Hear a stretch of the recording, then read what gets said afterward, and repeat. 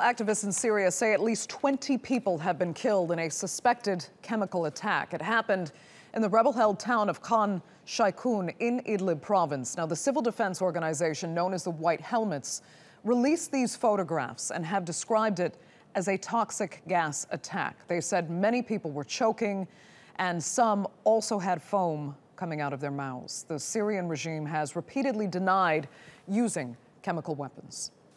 Well, for more, let's cross live now to TRT World's Shamim Chowdhury. She is in Gaziantep near the Turkey-Syria border. Hi, Shamim. The number of those killed continues to rise. Give us a clearer picture of the scale of this attack.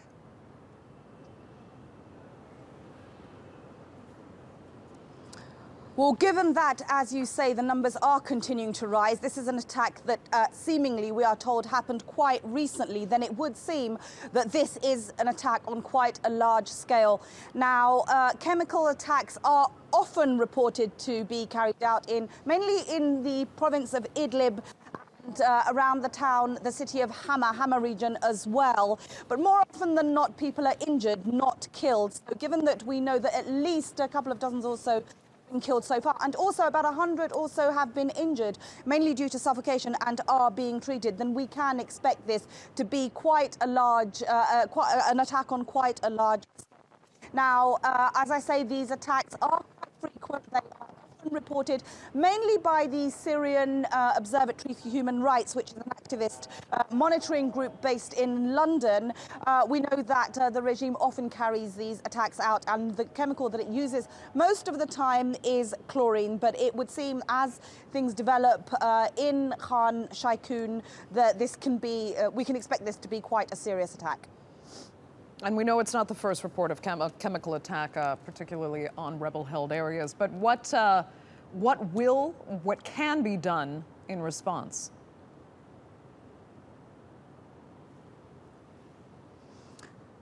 Well, realistically, Andrea, if we go by what's been done in the past when attacks like these have happened, is quite frankly very little. Now, the largest attack was back in August 2013, when at least 1,000 people also were killed in eastern Ghouta, which is just east of the capital Damascus. And the UN did carry out an investigation, and it concluded back in September that sarin gas had been used, and the attack had been tantamount to a war crime. However, it didn't blame any particular side. It did conclude through its investigations, it did environmental, medical and scientific investigations, that some of the military armor hardware used was made in Russia.